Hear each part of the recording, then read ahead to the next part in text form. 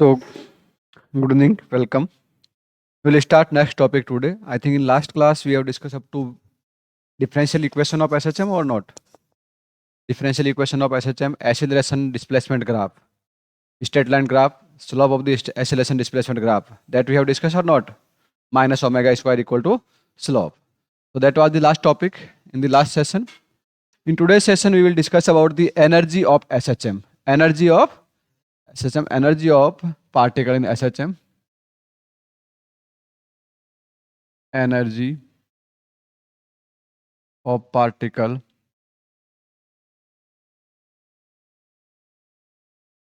in SHM. So in simple harmonic motion, particle possess two type of energy, kinetic energy and potential energy. Total energy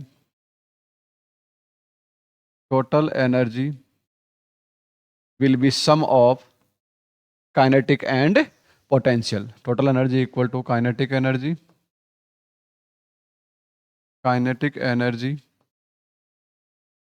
plus potential energy.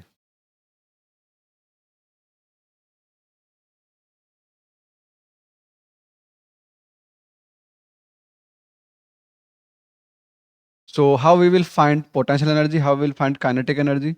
So first of all, we will discuss about the potential energy. Potential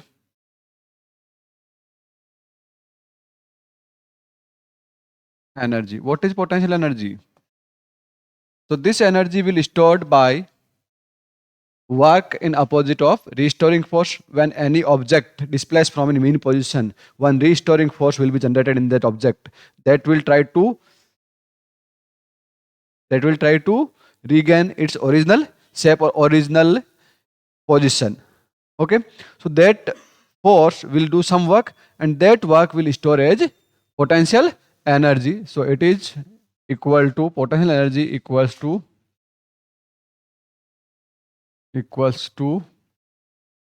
work done by restoring force. Work done by restoring force, that is equal to potential energy. So how we will find work done? dW equal to, in any spring or in SHM, when particle oscillate, so force and displacement will be opposite. Like displacement is in the direction, then restoring force try to regain its position, means it will pull that object in opposite direction. क्या करने की कोशिश करेगा? वो उसके oppose में पुल करने की कोशिश करता है. तो हमारे पास एंगल, हमारे पास फॉर्मूला क्या होता है? F dot D x.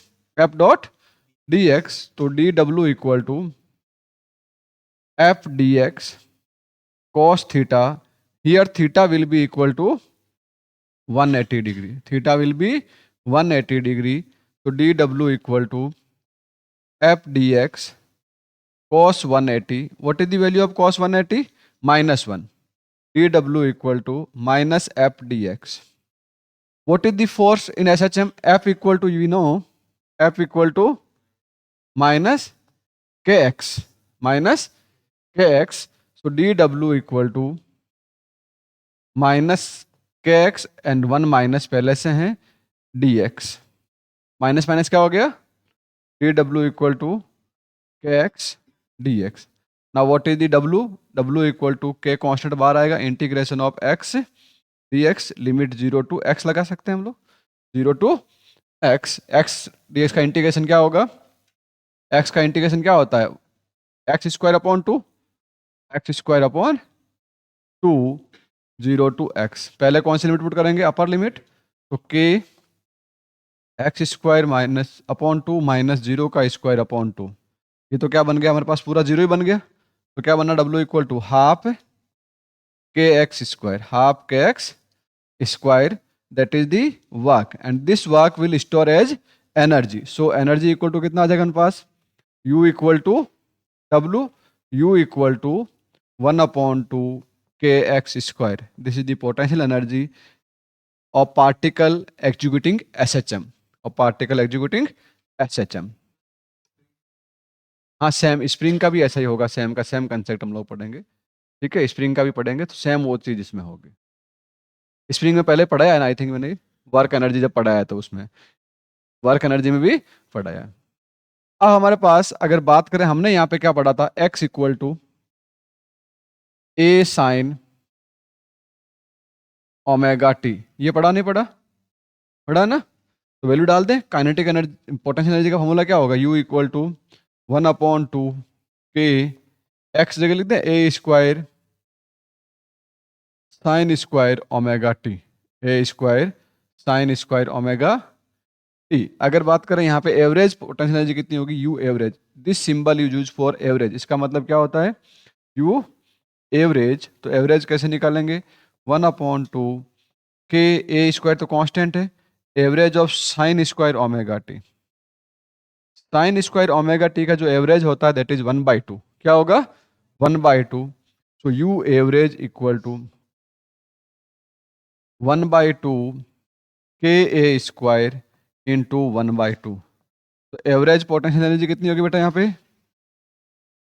1/4 के ए स्क्वायर, ये होगी एवरेज पोटेंशियल एनर्जी। अब इसमें अगर दो केस हम लोग अलग अलग पढ़ते हैं तो वो केस भी हम लोग ध्यान दे देते हैं कि case first, when object at mean position, mean position, जब ऑब्जेक्ट मीन पोजीशन पे, उस केस में क्या होगा बेटा बताओ, x equal to 0, then u equal to कितना होगा, 1/2 के इंटू 0 का स्क्वायर, कितनी आएगी, 0। तो at mean position potential energy क्या होगी, 0 होगी।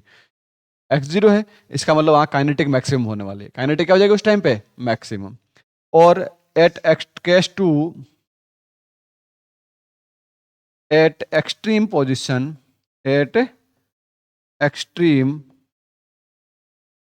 पोजीशन, एक्सट्रीम पोजीशन पे क्या होता है पता है, x equal to A, velocity तो 0 होगी पर डिस्प्लेसमेंट मैक्सिमम होता है, एम्पलीट्यूड के इक्वल होगा। तो u equal to U max जो होगा दैट इज 1/2 के एक्स जगह लिख देंगे ए स्क्वायर, तो हाफ के square that is maximum potential energy. तो पोटेंशियल एनर्जी किस टाइप से वेरी करेगी, यहाँ पे ग्राफ किसका बनेगा, एक्स स्क्वायर है, एक वेरिएबल की पावर 1 है, दूसरे वेरिएबल की पावर 2 है, रिलेशन कैसा होता है, पैराबोलिक। कैसा रिलेशन होगा, पैराबोलिक। तो पोटेंशियल एनर्जी जो इस तरह से वेरी करती है, अगर केवल पोटेंशियल ग्राफ बनाना है आपको, यहाँ पे u ले लेते हैं, ठीक है, यहाँ पे इसका एनर्जी के साथ डिस्प्लेसमेंट लेते हैं, मान लीजिए x, यहाँ x इक्वल टू प्लस का a है, यहाँ x इक्वल टू माइनस का a है। तो जब डिस्प्लेसमेंट आपके a के इक्वल होगा उस टाइम पोटेंशियल मैक्सिमम रहेगी, यहाँ भी मैक्सिमम होगी और यहाँ पे भी मैक्सिमम होगी। जब 0 है तो पोटेंशियल कितनी है, 0। तो केवल पोटेंशियल ग्राफ ऐसा बनेगा, बना कि नहीं बना। पोटेंशियल एनर्जी क्या करती है, 0 से मैक्सिमम डिस्प्लेसमेंट तक इंक्रीज हो रही है कि नहीं हो रही है, तो ये आपका यू का ग्राफ बनता है ऐसा एक्स के साथ, ठीक है। डिस्प्लेसमेंट 0, मीन पोजीशन में पोटेंशियल एनर्जी 0, फिर वो पैराबोलिकली क्या होगी, इंक्रीज होती है। पोटेंशियल क्या होती है, इंक्रीज होती है। This is the all about potential energy of object executing SHM. समझ में आ गई बात। Next one is kinetic energy. दूसरी कौन सी होती है, kinetic energy of object. Kinetic energy, how you will calculate kinetic energy, पता है कैलकुलेट कैसे करो kinetic energy. Formula kinetic energy क्या होता है, K equal to half M V square. In S H M we know V equal to A omega sine omega T, ये भी हमने पहले पढ़ा था, V equal to A omega sine omega T. तो के ई इक्वल टू क्या आ जाएगा, half M A square omega square sine square omega, sorry V equal to A omega cos omega T होता है। क्या कर रहे हो तुम लोग, ध्यान नहीं रख रहे हो कुछ भी, कॉस ओमेगा टी होता है कि नहीं होता है, या भूल गए सब, A square omega square cos square omega T. तो यहाँ पे देखिए एक चीज और अपने पास यहाँ पे इंपॉर्टेंट है, 1/2 M omega square into A square cos square omega T. अब मुझे बताइए कि एम ओमेगा स्क्वायर हमने क्या लिखा था, के, कल क्या था याद है, एम ओमेगा स्क्वायर क्या था, K M omega square equal to K, तो काइनेटिक एनर्जी क्या हो जाएगी, के equal to 1/2 K A square cos square omega T. अगर इसमें भी आपको एवरेज निकालना है, के ई एवरेज, तो वो क्या होगा, 1/2 के ए स्क्वायर तो कांस्टेंट है, क्या बनेगा, average of cos square omega T. चाहे कॉस स्क्वायर का फंक्शन है चाहे साइन स्क्वायर का फंक्शन है, उसका एवरेज वैल्यू कितनी होती है, हाफ। कितनी होती है, हाफ।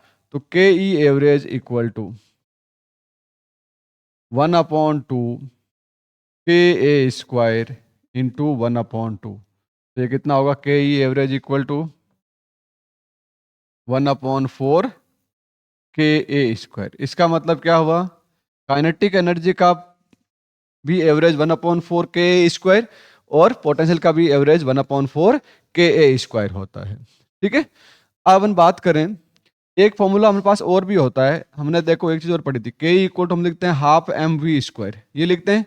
हमने एक फॉर्मूला पढ़ा था काइनेट वेलोसिटी का, v equal to omega root of A square minus Y square. ये फॉर्मूला भी था हमारे पास। तो इसको हम लोग ऐसे लिख सकते हैं, K E equal to 1/2 M omega square A square, root हट जाएगा, minus Y square. M omega square क्या होता है बेटा, के क्या होता है, के। तो K E equal to 1/2 K A square minus Y square, ये होगा।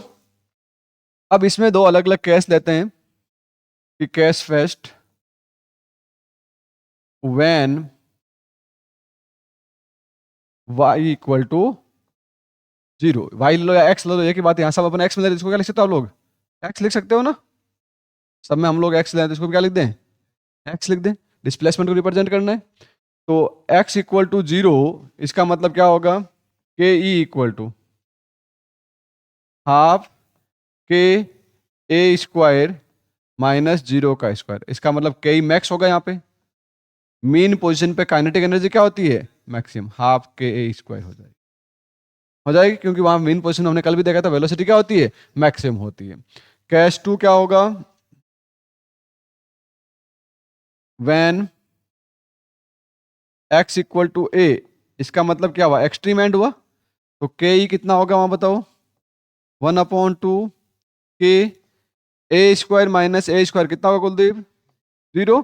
तो के ई की वैल्यू कितनी आ जाएगी इसमें, 0। कितनी आ जाएगी, 0। समझ में आ गई बात, या कोई समस्या है इसमें, कोई समस्या नहीं, पक्का। चलो, अब इसके अंदर हम लोग देखते हैं, हमने टोटल एनर्जी के बारे में बात की। एक चीज और हम लोग काइनेटिक के बारे में वापस देख लेते हैं। हमने काइनेटिक क्या लिखा है, के ई इक्वल टू, हमने फॉर्मूला लिखा हाफ के A square minus x square. इसमें भी ग्राफ कैसा बनेगा, एक वेरिएबल के एक्स की पावर 2 है, के ई की पावर 1 है, होगा तो parabolic graph. Y square equal to 4x, जैसा ग्राफ बनेगा, पैराबोलिक ग्राफ बनेगा। अब पैराबोलिक में किस टाइप का बनेगा, यहाँ पे ये ध्यान देने वाली चीज, क्योंकि यहाँ पे देखो माइनस है, इसका मतलब जो पैराबोला बनेगा माइनस के अंदर डाउनवर्ड ओपनिंग होगा। जब प्लस था तो पैराबोला क्या था, अपवर्ड ओपनिंग था, ऐसे खुल रहा था ना ऊपर की ओर। अब पैराबोला जो बनेगा वो नीचे की ओर खुलेगा, खुलेगा नहीं खुलेगा। तो यहाँ से जब ए देखते हैं, यहाँ पे मैक्सिमम डिस्प्लेसमेंट है, यहाँ पे मिनिमम डिस्प्लेसमेंट है, माइनस है। इस पे एनर्जी मेन पोजीशन पे काइनेटिक एनर्जी क्या है, मैक्सिमम है, मैक्सिमम है कि नहीं है। और जब डिस्प्लेसमेंट आपका मैक्सिमम होगा, एक के इक्वल, तब काइनेटिक कितनी आई थी अपनी, 0। तो यहाँ पे 0 है, इस तरह से आपका इसका पैराबोला ऐसा बनता है। तो ये ग्राफ किसका बना, काइनेटिक एनर्जी, ये मैक्सिमम काइनेटिक एनर्जी। ये केवल काइनेटिक का बना है तो आपको ऐसा बनेगा। समझ में आ गई बात, डाउनवर्ड ओपनिंग पैराबोला किसका बनेगा, काइनेटिक का। अपवर्ड ओपनिंग पैराबोला किसका बनेगा, पोटेंशियल का। ठीक है, अब बात करें हम टोटल एनर्जी की। टोटल एनर्जी क्या है बताइए, टोटल एनर्जी की अगर बात करते हैं, टोटल एनर्जी, टोटल एनर्जी हमने शुरू में लिखा, total energy T equal to potential plus kinetic होता है। ये होता है कि नहीं होता है। तो यहाँ पे टी इक्वल टू हम लोग क्या लिखेंगे, बताइए जल्दी से। टी इक्वल टू पोटेंशियल हमारे पास क्या थी, 1/2 K A square sine square omega T. ये आया नहीं आया, और काइनेटिक हमारे पास क्या है 1/2 KA² cos square omega T. इस पूरे में से हम लोग कॉमन क्या ले सकते हैं बताइए?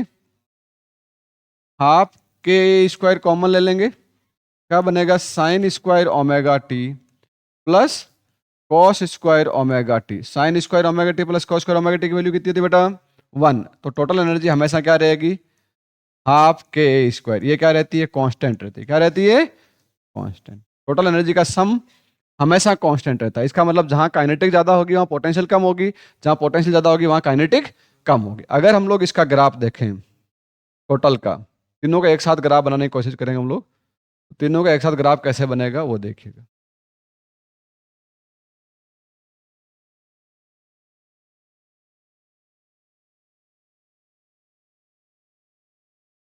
यहाँ ले लेते हैं मैक्सिमम माइनस के अंदर, यहाँ प्लस में, यहाँ टोटल एनर्जी मान लीजिए, टोटल एनर्जी।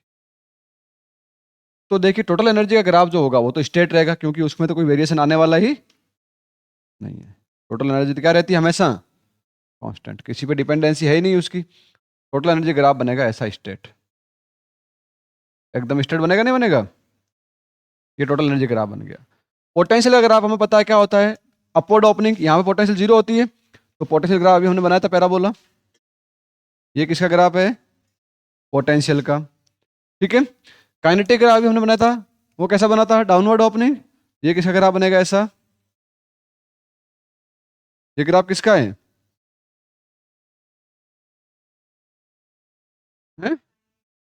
काइनेटिक का। किसका है? ये काइनेटिक का ग्राफ हो गया, ये पोटेंशियल का हो गया, और ऊपर वाला किसका दिख रहा है? टोटल एनर्जी का ग्राफ आपको शो हो रहा है। ठीक है। अब अगर हम एक ग्राफ और बनाते हैं, अगर हमने एक इक्वेशन लिखी है कि U equal to 1/2 KA² cos square omega T, sine square sorry, KA² sine square omega T, और एक हमने लिखा था KE equal to 1/2 KA² cos square omega T. ये लिखा। तो ये कोसाइन और साइन का स्क्वायर फंक्शन के टाइम में भी एनर्जी वर्क कर रही है नहीं कर रही है? तो इसका अगर कई बार ग्राफ बना तो ऐसा बना लेते हैं कि जब आपकी काइनेटिक एनर्जी इस टाइप से बढ़ती है, ये स्क्वायर फंक्शन में आपका कुछ ऐसा फंक्शन बन जाता है, इस टाइप से वेरी करती है। ठीक है। यहाँ पे और इसके सामने आप ऐसे बना सकते हैं। चलो ऐसे एक ही बना लीजिए, कोई दिक्कत नहीं है। ये किसका, अगर ये अपन बात करें साइन स्क्वायर ओमेगा टी का फंक्शन है, तो वैल्यू हमेशा क्या रहेगी? 0 से तो ज्यादा ही रहेगी। ये 0 का यहाँ पे ग्राफ आएगा। ठीक है। ये बीच वाला जो पॉइंट है ये होगा 1/4, एवरेज को दिखाता है KA², और ये वाला लास्ट वाला क्या होगा? 1/2 KA²। इस टाइप का साइनोसॉइडल टाइप में फंक्शन वेरी करता है स्क्वायर फंक्शन के अंदर। ठीक है। तो एनर्जी हमेशा रहती तो क्या है? पॉजिटिव है, क्योंकि फंक्शन क्या है यहाँ पे? स्क्वायर है। इस टाइप का है स्क्वायर। टाइम के साथ साथ ऐसे वेरी करता है, टाइम के साथ एनर्जी इस टाइप से साइनोसॉइडल और कोसाइन के रूप में वर्क करती है। ठीक है। टाइम के अकॉर्डिंग ये फंक्शन आप देख सकते हो। तो ये तो कुछ हो गया सब कुछ अपने पास एनर्जी के बारे में। किसके बारे में? एनर्जी। एक टॉपिक इंपॉर्टेंट हमारा रह गया है जो कल के रिलेटेड था, दैट इज फेज रिलेशन। किसका रह गया था? Phase relation. Phase relation between X V and A. क्या ये तुम्हें पता है? Displacement, velocity and acceleration of SHM, तीनों में फेज रिलेशन क्या होगा? That is very important. सबसे पहले हमने क्या पढ़ा था पता है? y इक्वल टू हमने पढ़ा A साइन ओमेगा टी।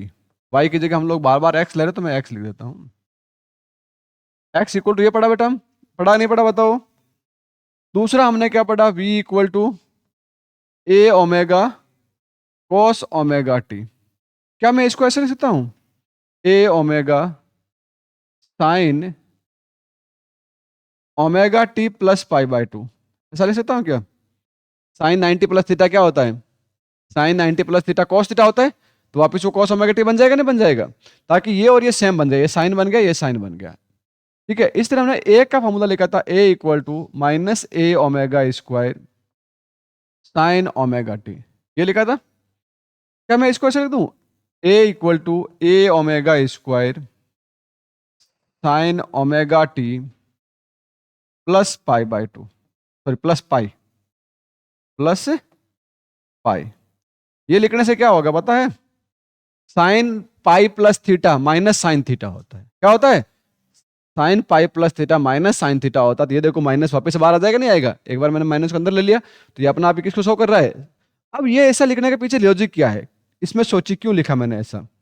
यहां देखिए फेज कितना है, केवल यहां फेज कितना है, यहां फेज कितना है,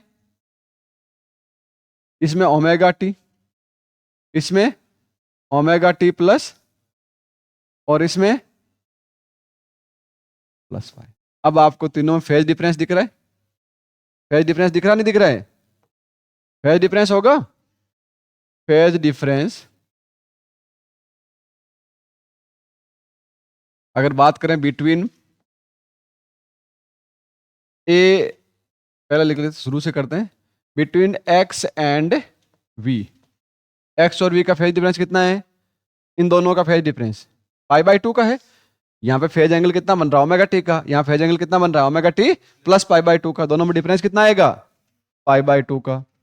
ठीक है, अगर पूछे between V and A, acceleration और इसमें कितना है, इन दोनों में पाई बाय टू, और पाई से माइनस करेंगे क्या होगा, पाई बाय टू ही बचेगा। तो वी और ए में फेज डिफरेंस कितना होगा, पाई बाय टू का। अगर पूछे बिटवीन ए एंड एक्स, ए और एक्स इन दोनों में कितना का फेज डिफरेंस दिख रहा है आपको, पाई, कितना दिख रहा है, पाई। तो ये फेज रिलेशन होता है इनमें कि in acceleration and displacement phase difference is pi radian, in displacement and velocity phase difference is pi by 2 radian, and in velocity and acceleration phase difference is pi by 2 radian। ये याद रखना है। अब इसका ग्राफ बनाते हैं, तीनों का ग्राफ कैसे बनता है, दैट इज वेरी इंपॉर्टेंट। तीनों का ग्राफ अपने एक ही स्केल पर बनाएंगे ताकि इजीली क्या आ जाए, चीजें समझ में आ जाए।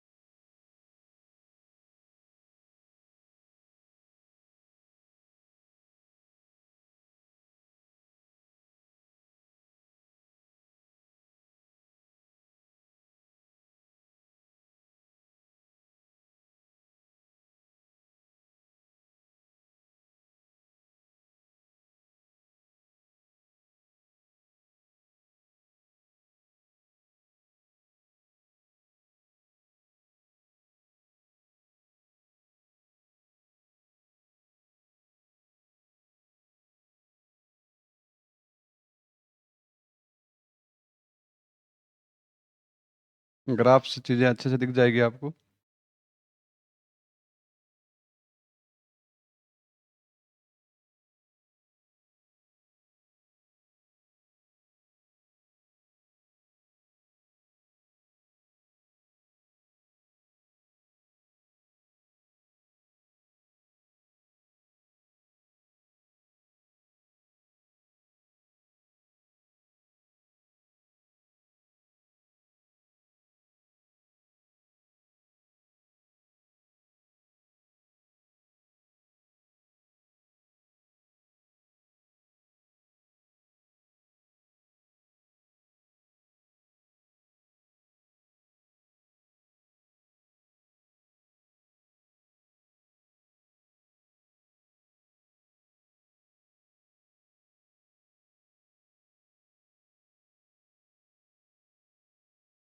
ये तीन किस लिए बना रहा पता है, मैं तीन ग्राफ बनाना है ना, किस किस के, डिस्प्लेसमेंट, वेलोसिटी एंड एक्सीलरेशन, तीनों एक ही स्केल बनाएंगे। ठीक है,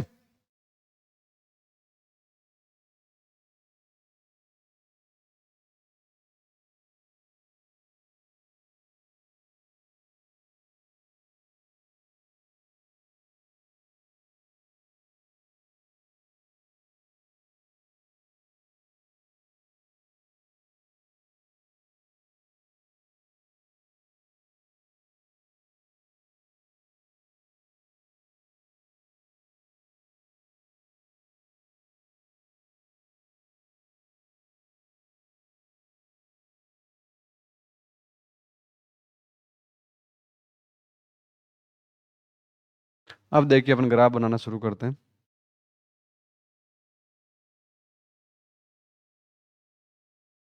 यहाँ पे देखिए हम लोग लेते हैं पाई बाय 2, यहाँ पे हो जाएगा पाई, यहाँ पे 3 पाई बाय 2, यहाँ पे 2 पाई, ठीक है, देन 5 पाई बाय 2, आगे यहाँ तक बना लो, बहुत है ग्राफ। तो पहला जो फंक्शन हमारे पास है वो बनाएंगे अगर x का, तो यहाँ पे 0 है, यहाँ पे मैक्सिमम डिस्प्लेसमेंट, यहाँ पे मिनिमम डिस्प्लेसमेंट, ये प्लस है और माइनस है हो गया।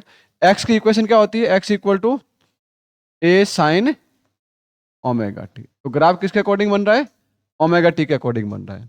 और साइन x अगर माना है इसको क्या बोलते हैं, पाई बाय 2 का मतलब यहाँ पे ये कितना t/4 पीरियड है, कितना पीरियड है t/4। अगर पीरियड के अकॉर्डिंग इसको हम लोग लेते हैं, इसके अकॉर्डिंग ले इसको, पीरियड के अकॉर्डिंग लें तो इसको हम लोग ऐसा लिख सकते हैं, पाई की फॉर्म में नहीं लिख के, ये एक पीरियड जब कंप्लीट होगा ये t/4 होगा, ये t/2 होगा हाफ, ये t/3 t/4, और ये आपका हो जाएगा t, कंप्लीट पीरियड यहाँ पे होगा। मैंने देखा भी था ना कि जब अपने पास जैसे एक ऑसिलेशन हो रहा, सिंपल मान लीजिए, जब यहाँ से यहाँ तक है, ये टाइम t इक्वल टू 0 था, यहाँ पे t इक्वल टू कितना होगा, जब एक्सट्रीम एंड पे आएगा तो t/4 पे आएगा, वापस t/2 पे कहाँ होगा, मेन पोजिशन पे, फिर वापस इधर जाएगा, किस टाइम पे जाएगा ये 3t/4 पे, और वापस t पे कहाँ आ जाएगा, यहाँ पे आ जाएगा। इस तरह से ऑसिलेशन होता है। तो साइन के साथ भी अगर देखें तो t इक्वल टू 0, साइन की वैल्यू कितनी होगी 0, इसका ग्राफ उस तरह से बनता है कुछ, गया ऊपर। फिर पाई/2, t/2 मतलब पाई हो जाएगा, 0 हो जाएगा साइन पाई की वैल्यू, फिर नेगेटिव में, देन ये किसका ग्राफ बन गया आपका, डिस्प्लेसमेंट का, किसका ग्राफ बन गया।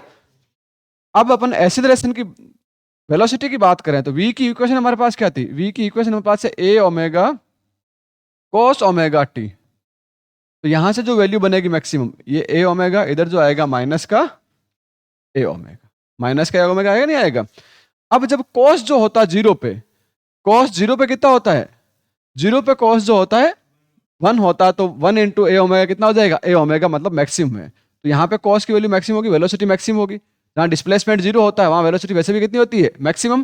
तो इसका जब ग्राफ बनेगा वो ऐसे, जब आपका डिस्प्लेसमेंट मैक्सिमम है तो वेलोसिटी क्या हो जाएगी उस टाइम पे 0।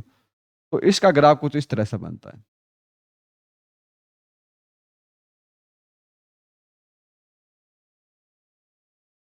ये किसका ग्राफ बन गया, वेलोसिटी, किसका ग्राफ बन गया, वेलोसिटी। अब अगर एक्सीलरेशन का बनाना है तो हमें पता है कि a इक्वल टू क्या होता है, a इक्वल टू क्या होता है, minus a omega square sine omega T. तो ये तो जस्ट उल्टा किस पाई डिफरेंस फेज में है, जहां ये प्लस में, ये क्या हो जाएगा यहाँ पे माइनस में, और ये मैक्सिमम वैल्यू जो a ओमेगा स्क्वायर, और यहाँ पे आ जाएगी माइनस की a ओमेगा स्क्वायर।